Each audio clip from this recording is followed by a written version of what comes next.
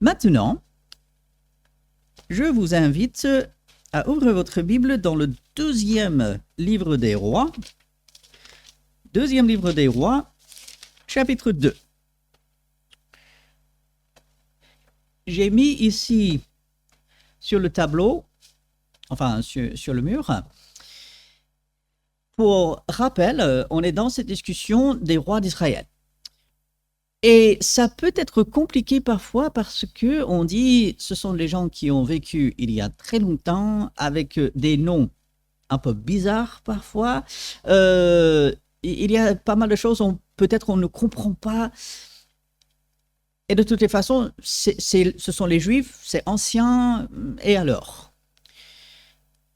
Et ce qu'il faut retenir avec cette période des rois, c'est le contrôle de Dieu sur toute chose. Les hommes essayent de garder le contrôle. Les rois pensent qu'ils soient bons, qu'ils soient mauvais, qu'ils ont le pouvoir, que c'est eux qui décident. Et Dieu va montrer à travers ces deux livres des rois que non, c'est toujours Dieu qui est derrière. Alors, je vous invite à regarder. On a tout d'abord dans cette chronologie, Saül, David et Salomon, peut-être les trois plus connus des rois d'Israël et de Juda. Et ils règnent l'un après l'autre aux alentours de 1000 ans avant Jésus-Christ. Donc on est en train de parler d'il y a 3000 ans par rapport à nous. Et puis, après Salomon, son fils, qui s'appelle Roboam, va faire de mauvais choix. Et on va dire 2/3, voire même plus 3/4 d'Israël va rester dans le nord. Ça va devenir Israël, le royaume du nord. Et puis Juda et Benjamin, donc, vont rester dans le sud, vont rester avec Roboam comme le roi. Et Jéroboam, alors parfois on va voir les noms se ressemblent, parfois même on va avoir des rois avec les mêmes noms dans le nord et dans le sud.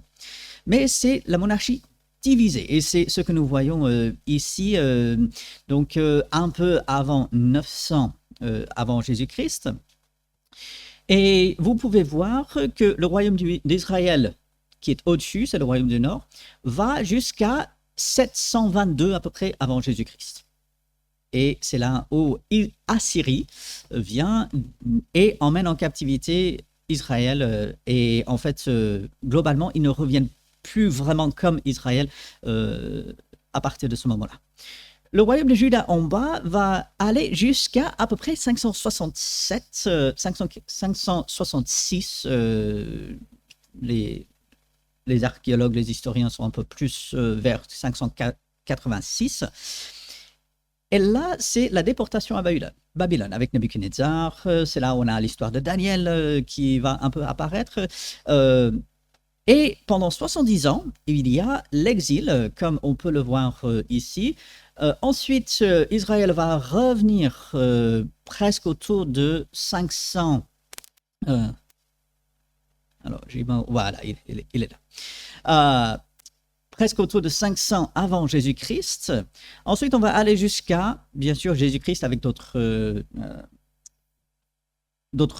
nations autour qui vont agir. Pourquoi est-ce que ça, c'est important?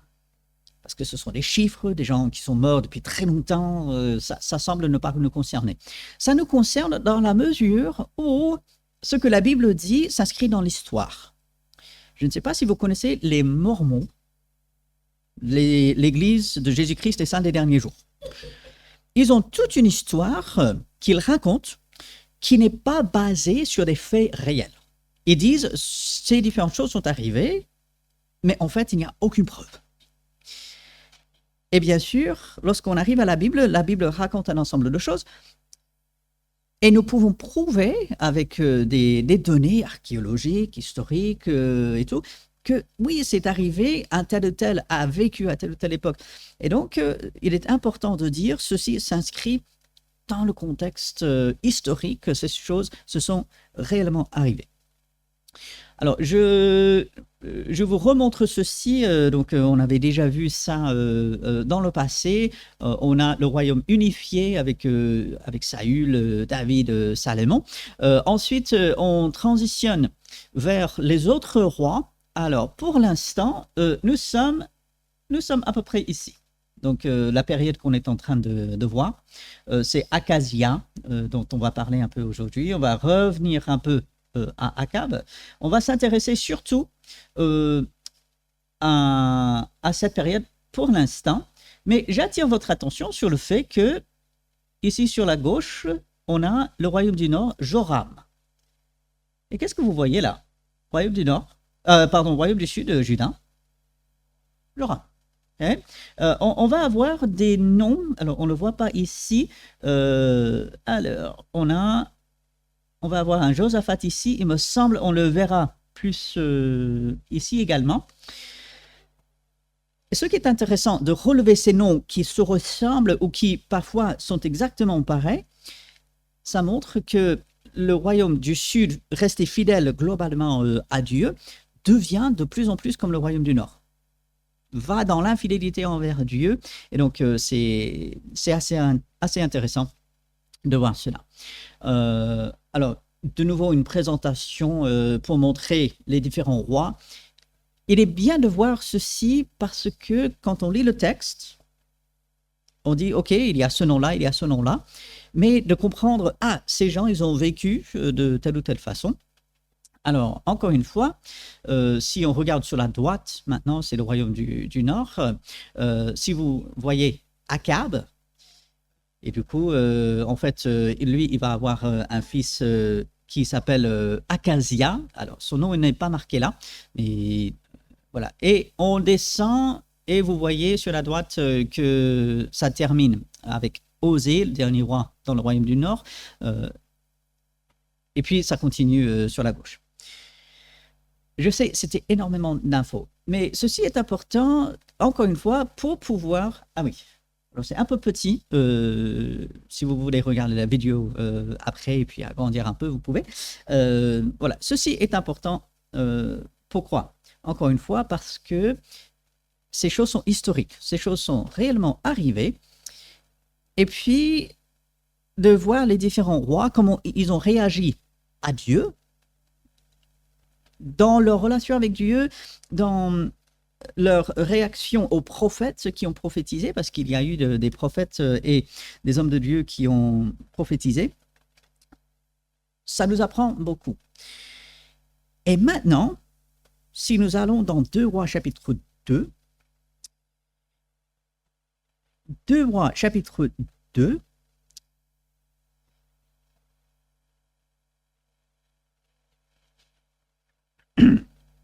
Akazia, qui est le fils d'Akab, un des mauvais rois du royaume du Nord, Akazia meurt comme Dieu l'avait dit. Chapitre 1, verset 17, Akazia mourut selon la parole de l'Éternel. Quand Dieu dit des choses, il faut écouter, il faut répondre à cela avec repentance et avec obéissance. Akazia ne l'a pas fait et ainsi, il va mourir. Et chapitre 2, on va faire un petit retour en arrière puisque on va parler de l'Éternel qui va faire monter Élie au ciel dans un tourbillon. Alors, Élie est quelqu'un quand même d'assez extraordinaire parce que c'est lui qui sera découragé au point de vouloir mourir. Il va dire, mais je ne suis pas meilleur que les autres, je veux mourir parce que ça ne va pas. Dieu va le relever. Et puis, Dieu va le prendre. Il est le seul qui va expérimenter cela dans toute l'histoire. Il va être pris par Dieu dans ce tourbillon. On va parler de chars, de chevaux également. Donc, c'est quand même quelque chose d'assez incroyable. Et à partir du verset 2, Élie, il va avoir son second, son aide qui est là, qui s'appelle Élisée. Ne les confondons pas, on a Élie et Élisée. Ils ne pouvaient pas trouver des prénoms qui ne se ressemblent pas autant. On a Élie et on a, il est plus jeune que Élie, on a Élisée. Et ils vont ils vont partir faire une petite tournée. Et Élie sait que Dieu va l'enlever. C'est quand même assez incroyable. Dieu lui révèle, eh ben, tu ne vivras plus. Je vais te prendre. Ça peut être un peu rassurant, mais ça fait peur aussi. On dit, voilà, on ne sait pas exactement quel âge Élie avait. Bon, il est un peu âgé, mais de dire, tu vas mourir, tu seras plus sur la terre. Il y a très peu de gens qui ont eu cette expérience. Moïse l'a eu. Dieu lui a dit, tu vas mourir. Aaron aussi, quelques autres. Mais Élie, il sait que Dieu va le prendre. Élisée le sait aussi. Et tous les deux, ils commencent par faire une tournée dans plusieurs villes. Et à chaque fois, on dit à Élisée, est-ce que tu sais ceci? Et Élie, il dit, mais arrêtez de me casser les pieds avec ça. Enfin non, il dit pas ça, mais c'est comme si... il dit, mais bien sûr, je le sais, et pourtant je reste avec Élie. Et au verset 8, il est intéressant. Ils ont fait cette tournée et maintenant ils quittent un des derniers villages dans lequel ils étaient passés. Ils sont devant le Jourdain. Alors, je vais essayer d'expliquer ceci. Ils sont à l'ouest du Jourdain. Si vous visualisez dans votre esprit une carte, il y a le Jourdain qui va du nord au sud. Ils sont à l'ouest dans la terre promise. Et là, ils vont traverser à l'est. Ils vont quitter une partie de la terre promise, si on veut. Et qu'est-ce qui va arriver? Ils sont devant le Jourdain. Élie, verset 8, prit son manteau, le roula et en frappa les eaux qui se partagèrent çà et là, et y passèrent toutes deux à sec. Qu'est-ce que cela nous rappelle? Ok, Moïse. Donc, Moïse qui va faire ça à la mer Rouge, à la sortie d'Égypte. Donc ça, c'était la mer Rouge avec Moïse. Est-ce que le Jourdain a déjà, avant cette histoire que nous voyons ici, est-ce que le Jourdain a été coupé, a été arrêté? Alors oui, à quel moment?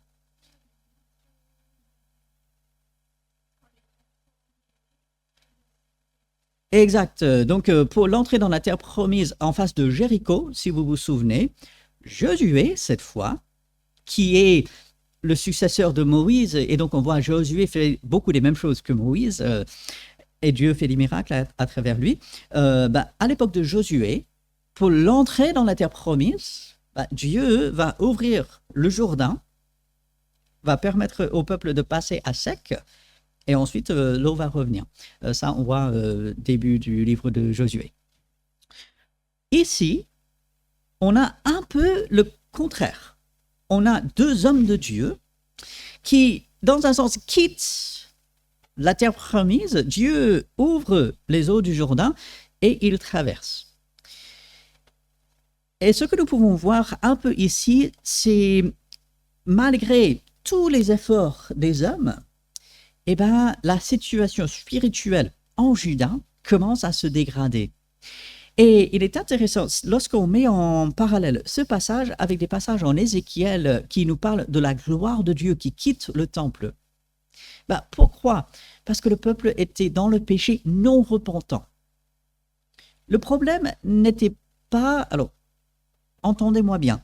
Le problème du peuple n'était pas le péché. Oui, le péché est un problème. Et comprenons, le péché est un problème. Mais le problème de Juda et aussi d'Israël, c'était le péché non repentant.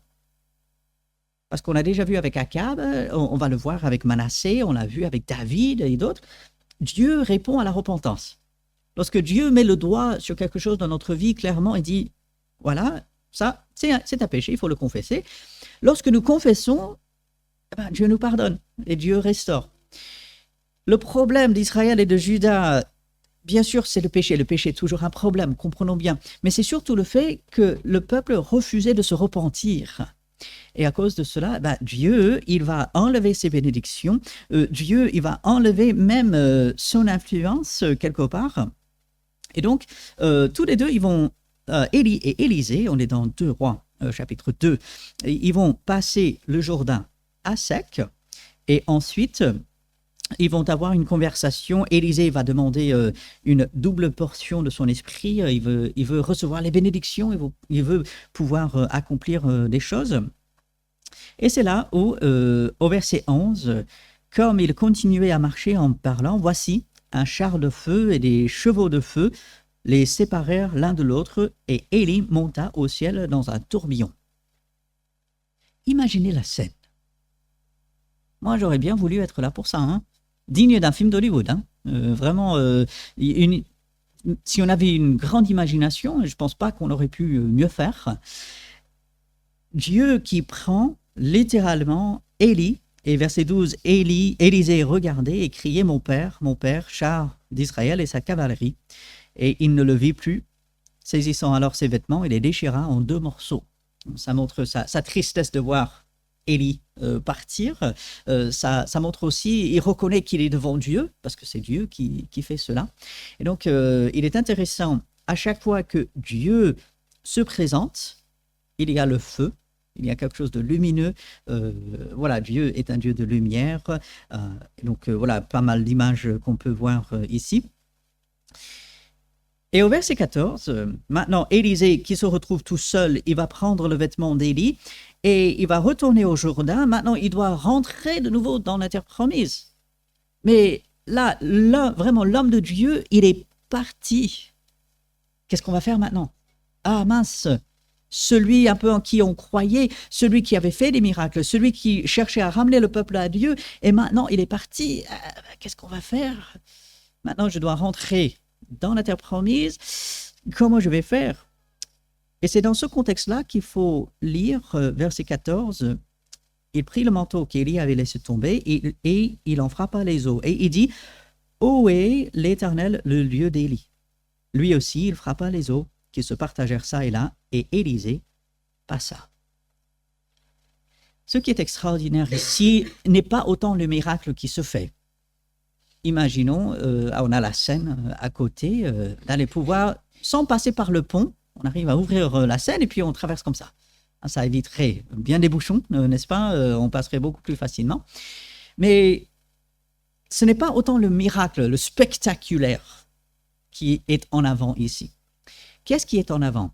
C'est le fait que Dieu est toujours présent. Élie, ce grand homme de Dieu, malgré ses défauts, était parti. Élisée se retrouve un peu tout seul. Et Élisée se dit, mais qu'est-ce que je vais faire? Est-ce que je vais avoir la force? Est-ce que je vais avoir les moyens? Comment je vais faire? Et on voit dans ce passage, Dieu est toujours là. C'est quelque chose d'extraordinaire. Et c'est quelque chose auquel nous pouvons nous identifier. On peut avoir des soucis dans notre vie. On peut avoir l'impression de faire face à une société, peut-être une famille, peut-être des collègues de travail, un contexte quelconque, où on se sent très seul. On se dit, mais comment je vais y arriver? Mais c'est pas possible. Si j'avais telle ou telle personne, là, ça irait. Mais mon mentor ou quelqu'un à qui j'étais vraiment attaché, cette personne n'est plus là, soit parce que la personne est partie loin ou parce que la personne est décédée. On peut se sentir seul. On dit, mais comment je vais pouvoir continuer? C'est pas possible. Et Élisée nous montre que ce qui change tout, c'est que Dieu est toujours là. Les hommes, les femmes, ils viennent, ils s'en vont. Un jour, moi, je ne serai plus là. Et je suis désolé de vous le dire, un jour, vous ne serez pas là non plus. J'espère que ce jour, il est très loin dans l'avenir, mais c'est la réalité des choses. Qui est toujours là? C'est Dieu. Et le même Dieu qui accomplit des miracles agit envers nous. Et ainsi, Élisée peut avancer, il va pouvoir accomplir des miracles, il va pouvoir surtout ramener le peuple à Dieu, avoir un ministère que Dieu lui donne, non pas dans ses propres forces, mais avec la force de Dieu. Parce que même si Élie, lui, il est parti, bah, Dieu reste là et sa puissance est toujours à la disposition d'Élisée. Des questions, des pensées, des remarques jusqu'à présent? Oui.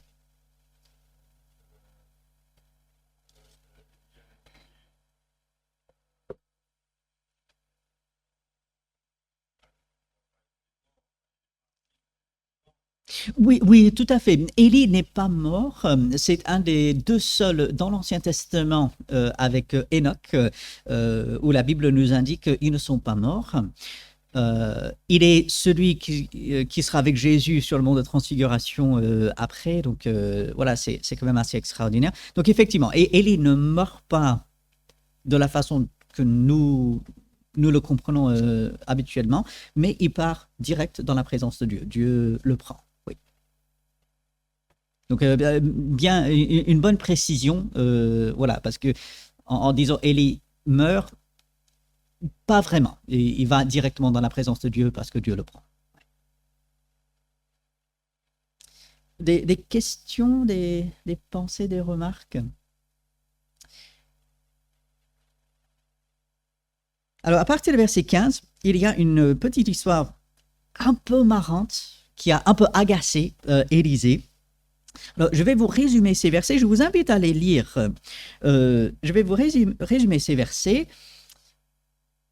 Élisée revient et les fils des prophètes, alors ceux qui étaient dans la ville, qui se préparaient pour ce ministère de prophète, ils disent à Élisée, en fait, Élie n'est pas parti au ciel, Dieu l'a déposé quelque part. Il est dans les environs et il suffit qu'on cherche et puis on va le trouver. Et Élisée leur dit, mais non, Dieu l'a pris, il est parti au ciel. Ces hommes insistent, et finalement, Élisée, il termine en disant, d'accord, bon, allez. Il passe 3 jours à chercher Élie, il ne le trouve pas. Normal, il n'est plus sur la terre. Ces hommes reviennent, et Élie dit, plus ou moins, je vous l'ai dit. Élisée dit, je vous l'avais dit, vous avez dépensé cette énergie, un peu pour rien. Donc voilà, une histoire un peu rigolo.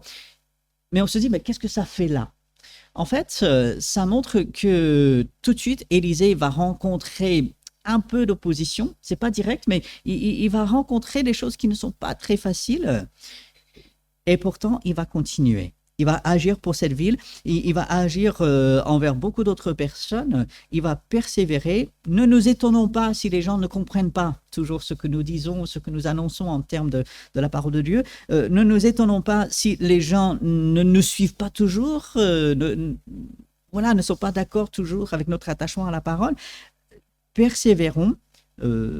Comme Élisée va le faire. Et donc, je vous encourage à lire ces différents versets de 2 Rois, chapitre 2.